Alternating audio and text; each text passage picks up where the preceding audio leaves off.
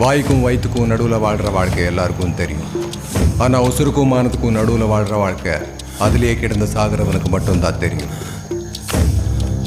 செத்த பிறகு உன் உடம்பு மண்ணோட மண்ணாயிடும். உன் முகம் கொஞ்ச நாள் சுற்றி இருக்கிறவன் நினப்பில் இருக்கும், கொஞ்ச நாள் செவரில் ஃபோட்டோவாக இருக்கும், அப்புறம் காணாமல் போயிடும்.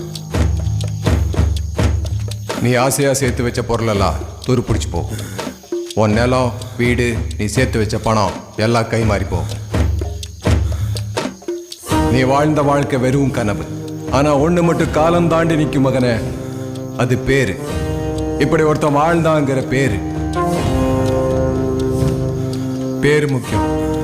பேருக்காக தான் காலங்காலமாக யுத்தங்கள் நடக்குது.